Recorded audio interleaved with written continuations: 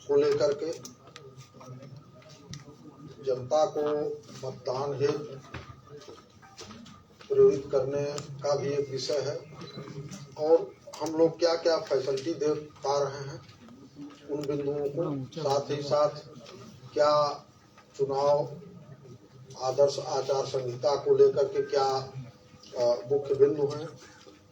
तो इस parliamentary constituency plus जनपद का एक ब्रीफ हम आप लोगों के सामने रखेंगे। आप लोगों के माध्यम से हम जो जनता से अपील करेंगे वो पूर्ण देने के लिए वो बातें हैं। तो आज के इस बैठक में बहुत ही शॉर्ट नोटिस पर आप सभी लोग आए। आप सभी लोगों को बहुत बहुत धन्यवाद।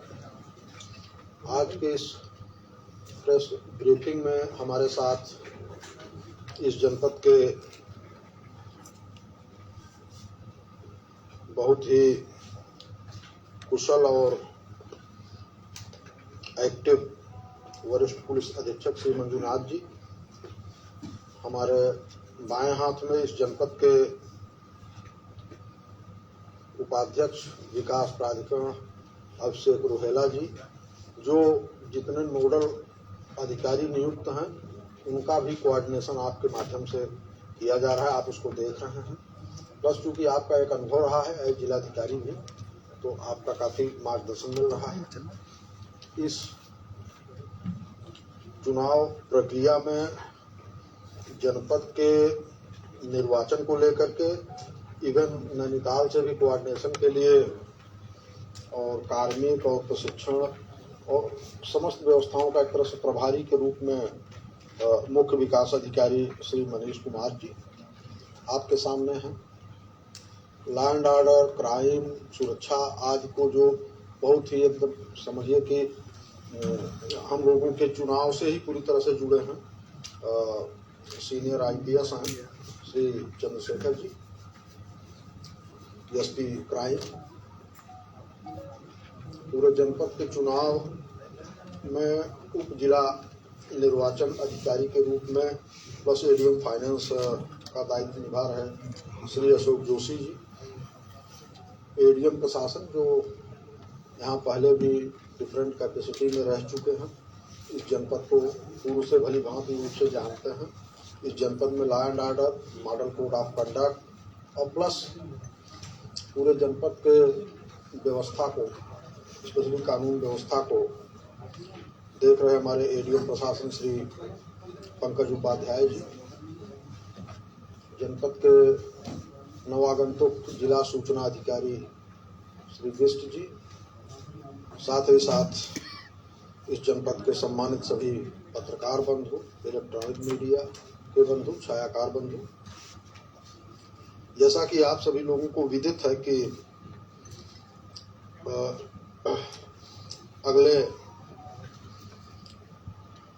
19 तारीख को इस जनपद में मतदान होना है। दो तीन बातें जो मुख्य रूप से अपील हैं हमारी वो ये हैं कि मतदान प्रातः 7 बजे से शुरू होगा और सायं 5 बजे तक चलेगा। अगर मतदाता 5 बजे काफ़ी बड़ी संख्या में रह जाते हैं तो उनकी व्यवस्था है।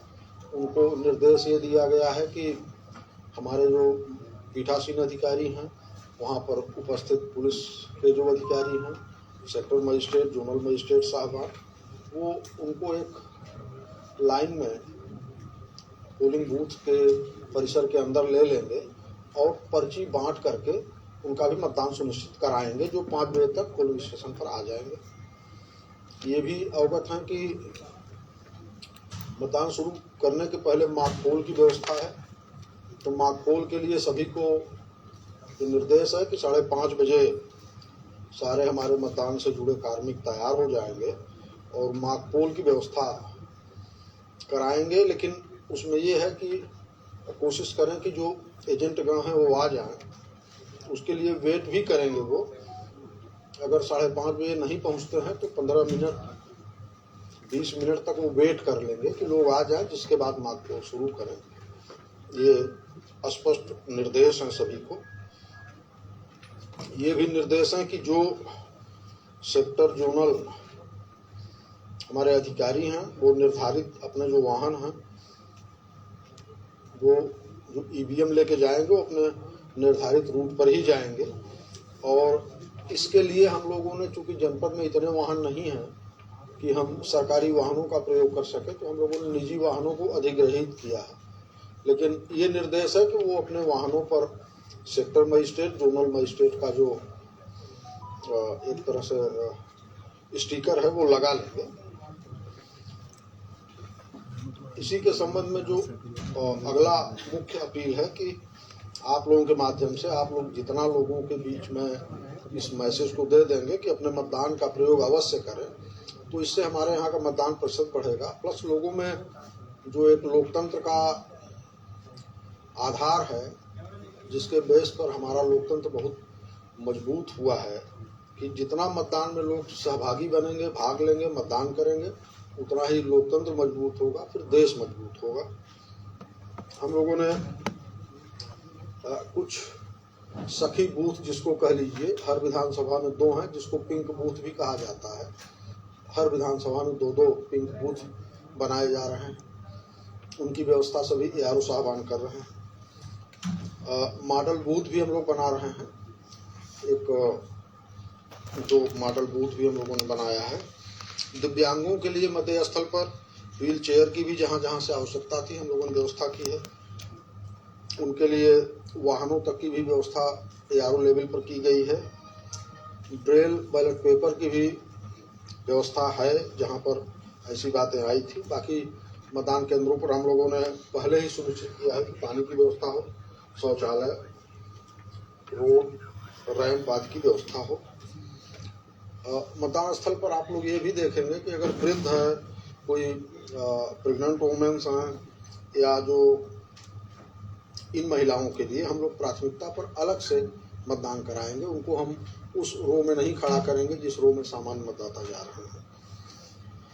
इसके अलावा जो हमारे वल्नरेबल और क्रिटिकल बूथ हैं, उनके लिए भी हम लोगों ने विशेष सावधानी के तौर पर, कि कहीं कोई अप्रिय स्थिति न क्रिएट हो, माइक्रो ऑब्जर्वर के माध्यम से और वेब कास्टिंग के माध्यम से भी हम लोगों ने व्यवस्था किया है कि उन पोलिंग स्टेशंस को, पोलिंग बूथ को विशेष निगरानी रखेंगे। आप सभी लोग जानते हैं कि आज अभी हो सकता है कि 5 बजने वाले हों, तो 5 बजे के बाद उस तरह का लाउड स्पीकर से प्रचार प्रसार कोई नहीं करेगा। ये साइलेंस पीरियड होगा आज से 5 बजे के बाद से। ये जरूर है कैंडिडेट, उनके एजेंट जो हैं वो अपने ढंग से लोगों से मिल सकते हैं, अपनी बात रख सकते हैं।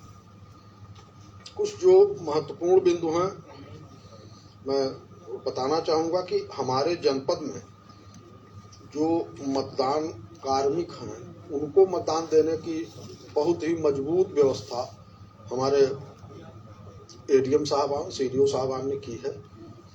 और अभी तक हम लोगों ने 7,960 EDC लोगों को उपलब्ध करा दिया है।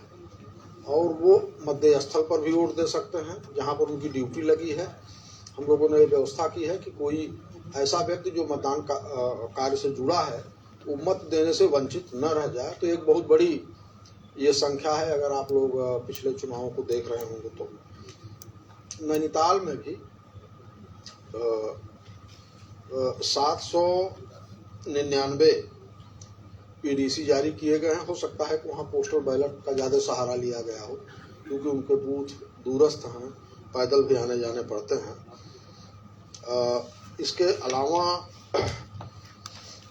आप सभी लोगों को कुछ चीज़ें, कितने मतदाता हैं, वो सब डॉक्यूमेंट्स उपलब्ध करा दिए गए हैं। नैनीताल में, उधम सिंह नगर में कितने पोलिंग स्टेशन हैं, कितने लोकेशन हैं, ये शायद अब चूँकि बताने की ज़रूरत नहीं, चूँकि सारे डॉक्यूमेंट्स आपके पास हैं। EVM वीवीपैट की स्थिति क्या है। इसके अलावा जो हमारे वल्नरेबल और क्रिटिकल बूथ हैं उनकी भी सूचना, वल्नरेबल जैसा कि आप लोग जान रहे हैं 241 हैं और क्रिटिकल 160 हैं, कुल 401 बूथ हैं। इस तरह से विधानसभावार मतदाता कितने हैं उसकी भी सूची आप लोगों को प्रिंट करा के साथ दे दिया है ADM साहब आपने। इसके अलावा नैनीताल का भी हमने कोशिश की है कि उसी में दे दें। हम लोगों ने जितने वोटर इन्फॉर्मेशन स्लिप हैं वो भी जो हमें प्राप्त हुए थे सब हम लोगों ने वितरित कर दिया है। लगभग हर मतदाता तक पहुंच भी गया है। इपिक जो बाद में बने थे लगभग 61,490 वो भी सभी मतदाताओं को मिल चुके हैं। वोटर गाइड बुक भी हम लोगों ने मतदाताओं की सुविधा के लिए जारी कर दिया है। और यूनिक बूथ हम लोगों ने 2 बनाए हैं। उसका भी शायद आप लोगों ने एटीएम साहब दे दिया है नहीं? आप लोगों ने यूनिक बूथ वाला है ना? तो आपके पास है। एक बाजपुर में है, राजकीय प्राथमिक विद्यालय भीखमपुरी को हम लोगों ने बनाया है। और एक राजकीय प्राथमिक विद्यालय बिगरा बाग खटीमा को हम लोगों ने बनाया है। इसके अलावा हम लोगों ने जो पोस्ट क्या अच्छा हाँ 809 पोस्टल बैलेट से भी हम लोगों ने मतदान अभी तक करा दिया है। और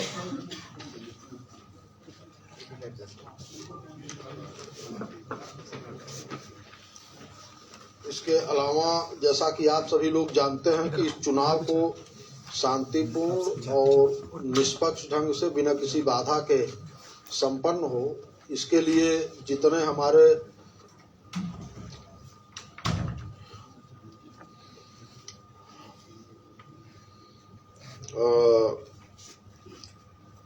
बैरियर्स हैं, नाके हैं इंटर स्टेट, उनको हम लोगों ने आइडेंटिफाई करके वहाँ स्टाफ की नियुक्ति कर दी है। और मतदान के दिन कोशिश ये रहेगी कि कोई ऐसा आवागमन न हो कि जो किसी भी तरफ के वोट को प्रभावित कर सके। एक तो मतदान है जो इपिक दिया गया है वो तो है ही है। इसके अलावा 12 अन्य दस्तावेज जो भारत निर्वाचन आयोग ने नोटिफाइड किया है वो भी मान्य होंगे। वो सूची भी आप लोगों को चाहे दिला दीजिएगा। और इसको हर मतदान केंद्र पर हम लोगों ने डिस्प्ले भी करा दिया है मतदाताओं के सुविधा के लिए। और ऐड भी आज निकाल दिया है, कल के पेपर में आ जाएगा। हमारी अपील भी आज हो गई है और कल आप लोगों के माध्यम से, प्रेस के माध्यम से आ जाएगा। अच्छी बात यह है कि अभी जो मौसम या टेम्परेचर है वो ऐसा नहीं है कि बहुत ज़्यादा गर्मी हो। तो मतदाताओं के लिए एक सहूलियत है कि अभी जो है फर्स्ट फेज का जहाँ भी इलेक्शन है हमारे स्टेट में, स्पेशली सारे 5 पार्लियामेंट कॉन्स्टिट्यूंसी में, तो ये मतदान के प्रतिशत को बढ़ाने में काफ़ी सहायक सिद्ध होगा और लोग उसमें पार्टिसिपेट भी करेंगे। हम लोगों ने हेल्थ, लोगों के स्वास्थ्य के ध्यान में रखते हुए भी हर विधानसभा क्षेत्र में और हर बूथ को हॉस्पिटल से टाइप किया है कि अगर कोई बीमार पड़ता है, कोई दिक्कत होती है तो नज़दीक के हॉस्पिटल में उसको देखने की व्यवस्था या डॉक्टर की व्यवस्था हम लोगों ने की है। उसकी भी सूचना हमने अपने पोलिंग पार्टीज को अलग से दे दिया है। जो रिजर्व में हमारी ईवीएम रखी जाती है, जिसको लेकर के कभी कभी विवाद होता है कि लोग अपने घरों को लेके चले गए, तो हम लोगों ने व्यवस्था की है कि इंटरमीडिएट स्ट्रांग रूम बनाया जाए। उसके लिए सभी जो हमारे एआरओ साहबान हैं और एसडीएम साहबान का जो ऑफिस है तहसील का, वहीं पर हम लोगों ने इंटरमीडिएट स्ट्रांग रूम बनाया है। वहाँ की सुरक्षा के लिए एसएसपी साहब ने 2 पुलिसकर्मी अतिरिक्त रूप से दिए हैं। वो रिजर्व इस रूप में है कि जो एआरओ के पास कुछ रिजर्व ईवीएम मशीनें होंगी, वीवीपैट होंगे, वहाँ रखे जाएंगे। प्लस जो सेक्टर और जोनल मजिस्ट्रेट साहबान हैं वो रात में वहाँ रख देंगे और कल या परसों अर्ली मॉर्निंग में उसको अपना वहाँ से ले लेंगे, जिससे कि ये बात न आए कि ईवीएम ले करके लोग टहल रहे हैं या अपने घरों को चले गए। तमाम चीज़ें कभी कभी आती हैं। सुरक्षा व्यवस्था के लिए जो फोर्स का मानक है डिप्लॉयमेंट का, वो माननीय आयोग के जो निर्देश हैं किन बूथों पर जो आइडेंटिफाइड किए गए हैं जिस कैटेगरी में, उसी के हिसाब से डिप्लॉयमेंट भी एसएसपी साहब ने किया है। हम लोगों ने उसको देखा भी है, डिस्कस भी किया है। हमारे यहाँ जितने पैरामिलिट्री फोर्सेज हैं उनके रुकने, रहने, खाने की व्यवस्था एसएसपी साहब ने की है, और जो भी उनको दिक्कत आएगी उसके लिए आपकी ओर से एक नोडल अधिकारी भी नियुक्त हैं। हमारे यहाँ 3 अभी तक ऑब्जर्वर नियुक्त हैं। एक गगनदीप सिंह जी हैं जो सामान्य ऑब्जर्वर हैं, आप लोग उनसे परिचित भी हो चुके होंगे अभी तक। पुलिस की ओर से भी एक ऑब्जर्वर साहब हैं, शिव कुमार जी, वो भी बड़े सीनियर ऑफिसर हैं, पंजाब कैडर के एडीजी रैंक के ऑफिसर हैं। और टी शंकर हैं जो व्यय प्रेक्षक हैं, वो हैं, और उनके नंबर भी आप लोगों के पास हैं, संभवतः सभी के पास। तो वो भी मोबाइल रहेंगे, कभी किसी कोई बात होगी तो उनसे भी लोग कर सकते हैं। और उन्होंने अपील भी किया है, प्रेस में भी उनकी नाम, मोबाइल नंबर सब दिया गया है। अब मैं वरिष्ठ पुलिस अधीक्षक जी से चाहूँगा कि पुलिस की व्यवस्था, सुरक्षा को लेकर के कोई ऐसी स्थिति न क्रिएट हो, तो आपने काफ़ी गहन स्टडी करके पूरा प्लान तैयार किया है। तो मैं चाहूँगा कि आप भी अपनी बातों को मीडिया के माध्यम से जो पब्लिक को जो और कॉन्फिडेंस दे इस मतदान के दिवस के दिन वोट देने के लिए, आप बताने का कोशिश करें। धन्यवाद सर। आदरणीय डीएम साहब श्री उदयराज सर, आदरणीय हमारे सीडीओ साहब हैं यहाँ पर चंद्रशेखर, जो 2 युवा और बहुत ही मेटिकुलस ऑफिसर्स हैं, जिन्होंने विगत 2 महीनों में अत्यधिक मेहनत करते हुए, दोनों जो है चुनाव का नोडल है पुलिस और प्रशासन की तरफ से, जिनके पूरा परिणाम मतलब मेहनत के फलस्वरूप आज हम इस मुकाम पे खड़े हैं। हमारे साथ उपस्थित एडीएम जोशी सर, हमारे साथ उपस्थित पंकज जी जो MCC and law and order के नोडल हैं, और अपने साथ वास्ट एक्सपीरियंस को लेके आने वाले हमारा अभिषेक जी जो हमारा डिस्ट्रिक्ट डेवलपमेंट अथॉरिटी के साथ है। तो एक फॉर्मिडेबल टीम ने बहुत मेहनत करते हुए इस मुकाम तक पहुंची है। आज हम D-72 पर पहुंचे हैं। साथियों, यहाँ पर उपस्थित भारत के लोकतंत्र की चौथा स्तंभ जो मीडिया के बंधुओं, आपको बहुत बहुत सादर स्वागत करता हूं मैं। इस वर्ष का 2024 का Lok Sabha general elections, parliamentary elections 2024 का आगाज हो चुका है। अब हम उस मुकाम पे पहुंच गए हैं, D-72 पे हम पहुंच गए हैं। अभी D-48 आवर्स में पहुंच रहे हैं हम लोग। 5 बजे हो रहा है, कैंपेनिंग संपूर्ण रूप से एंड हो जाता है, और उसके बाद जो है चुनाव की गतिविधियां चालू हो जाती है, जो प्रॉपर इलेक्शंस, जो इलेक्शंस वाली गतिविधियां।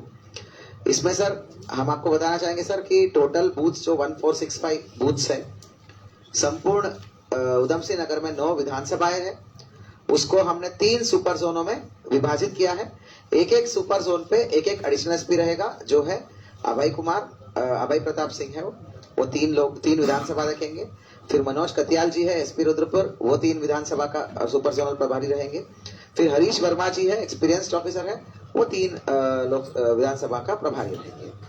कुल मिला के संपूर्ण जिले का जो बूथ है उनको 21 जोन और 119 सेक्टर्स में बांटा गया है। कृपया करके नोट करें, 21 जोन और 119 सेक्टर। हर एक जोन में मिनिमम इंस्पेक्टर लेवल का, कुछ जोन्स छोड़ के जहां पर एसओस को लगाया हमने, बाकी सभी जोन्स में इंस्पेक्टर लेवल का ही जोनल ऑफिसर्स को लगाया गया है, इंस्पेक्टर या एसओस को लगाया गया है। सेक्टर्स में 119 में सारे चौकी इंचार्ज प्लस ऑल सब इंस्पेक्टर्स को हमने सेक्टर पुलिस अधिकारी के रूप में नामित किया है।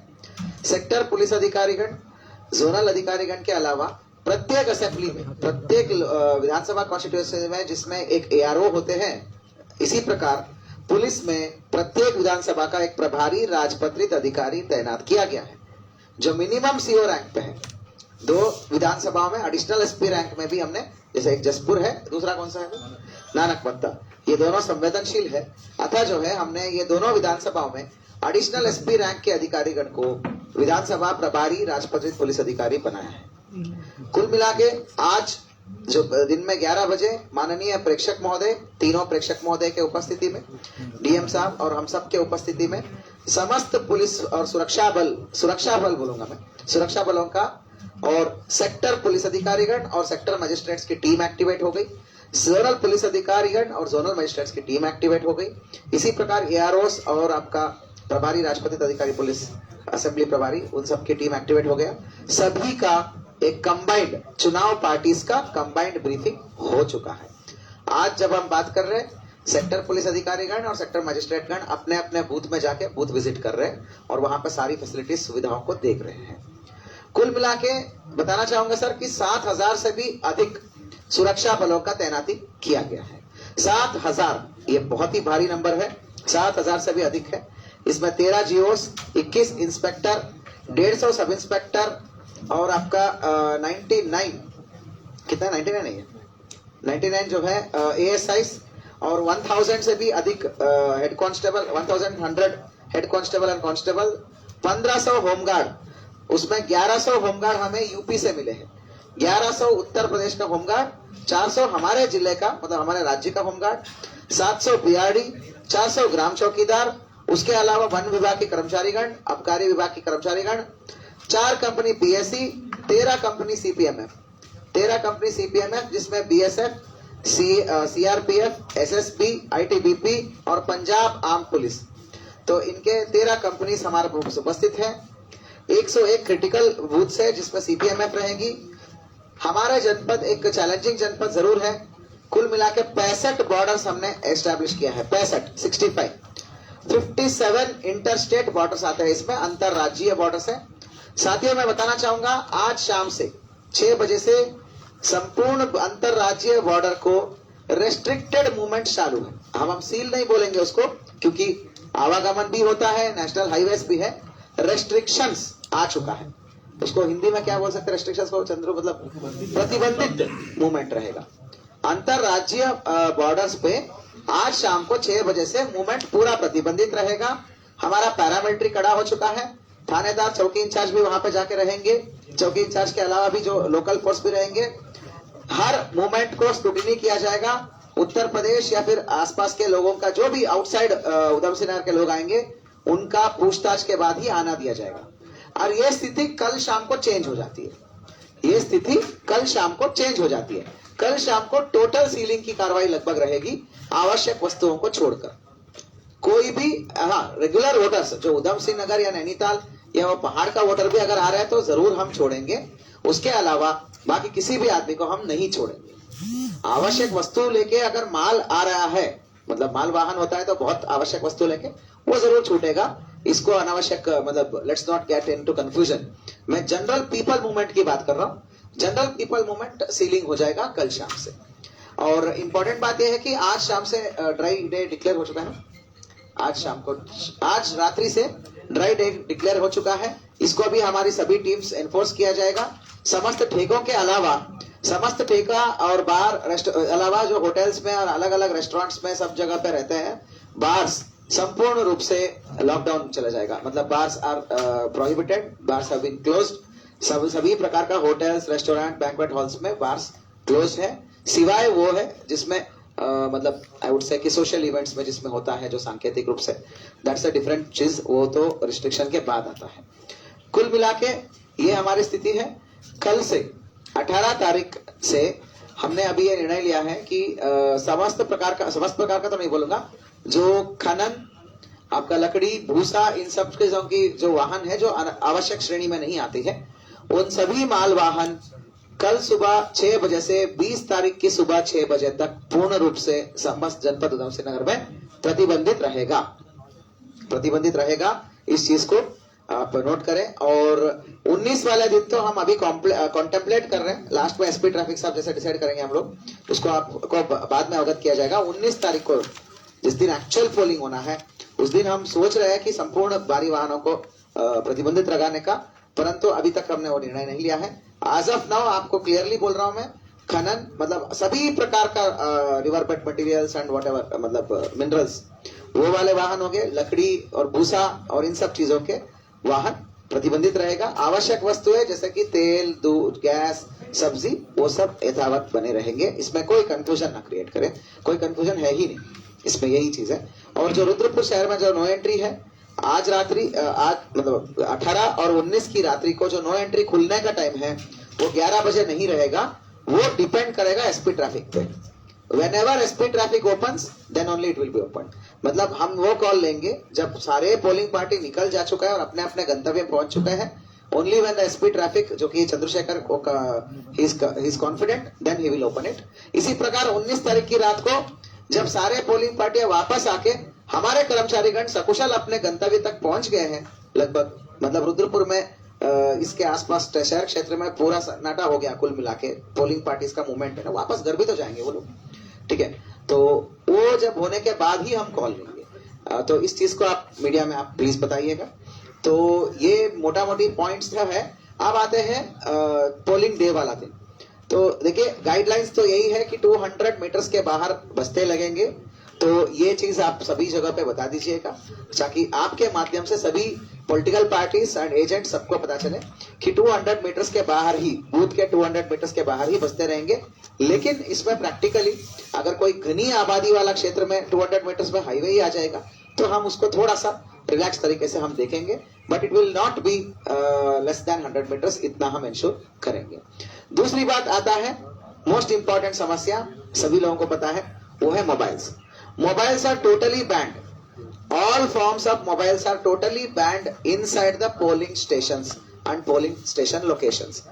इसको एक बीच रास्ते के लिए हम ये डिसाइड किया है कि जो वोटर आते हैं जब लाइन में लग जाते हैं, उनकी वोटिंग स्लिप चेक होने के बाद एक लाइन में लग जाते हैं, पोलिंग सेंटर एंटर करते वक्त सभी लोग अपना मोबाइल स्विच ऑफ की मोड में रखेंगे और वोट करने के उपरांत आएंगे। और मैं आपके माध्यम से पुनः बता रहा हूँ, कुछ लोग होते ही हैं, लाखों में एक लोग आते हैं, पाए जाते हैं, लाखों में एक लोग ना हर जगह पाए जाते हैं। तो जो ओवर स्मार्ट बन के जो सेल्फी लेकर बूथ के अंदर जो सेल्फी लिया जाता है, आरपी एक्ट के अंदर तत्काल मुकदमा भी होगा, उनको डिटेन भी किया जाएगा। ठीक है जी, आपका वोट आपका प्राइड है, मेरा वोट मेरा प्राइड है, हम सबका वोट हमारा गर्व है, परंतु उस गर्व को दिखाने वाला गर्व नहीं है कि हम ईवीएम के सामने दिखाने वाली गर्व का चीज नहीं है, सेल्फी वाला गर्व नहीं है। हाँ, पोलिंग सेंटर के बाहर आप बिल्कुल वो अंगूठे का निशान के साथ सब लोग लगाइए, that is a pride, but not in front of the EVMs, not inside the booths. इस चीज को क्लियरली मैं चाहता हूं कि मीडिया के साथियों सब जगह थोड़ा सा प्रचार प्रसार भी कर ले ताकि वोटर अवेयरनेस हो जाए। एंड मोस्ट इंपॉर्टेंटली मैं बता रहा हूं, 2024 का है, इस साल में लोकसभा का चुनाव है। ऑब्वियसली भारत देश का सर्वोच्च चुनाव माना जाता है। इस चुनाव के लिए हम सब लोगों ने पूरे मेहनत से 2 महीने बहुत मेहनत से हम लगे हुए हैं, हमने अपनी तैयारियां कर लिया है। मैं आपके माध्यम से समस्त उधम सिंह नगर जनपद के सभी वोटर्स को, विशेष रूप से 18 प्लस युवा वोटर्स को मैं जागृत करना चाहता हूं कि हमने इतनी सारी व्यवस्था किया है, कृपया करके आइए, भारी संख्या में आइए और लोकतंत्र में अपने भागीदारी दीजिए। देखिए सिस्टम में हर आदमी कंप्लेंट करता है, पर जब वोट देने की बारी आती है तो कहीं ना कहीं धूप, ये वो, वीकेंड, छुट्टी, ये सब चीजें सोचता है आदमी। कृपया करके मैं आपके माध्यम से पुनः निवेदन कर रहा हूं उधम सिंह नगर के संभ्रांत नागरिकों को, विशेष रूप से युवाओं को, 18 प्लस वोटर्स को, आइए आप लोकतंत्र में अपना भागीदारी दीजिए, आप ज्यादा से ज्यादा संख्या में आइए और अपने वोट का अधिकार का प्रयोग करिए। और इस बात का मैं लास्ट में यही एंड करूंगा, चुनाव का पर्व देश का गर्व है, तो कृपया करके इस गर्व और इस पर्व में हम लोग सेलिब्रेट करेंगे। आज रामनवमी है, कल विजयदशमी है, पहले वोट डालिए फिर विजयदशमी मनाइए। Thank you so much.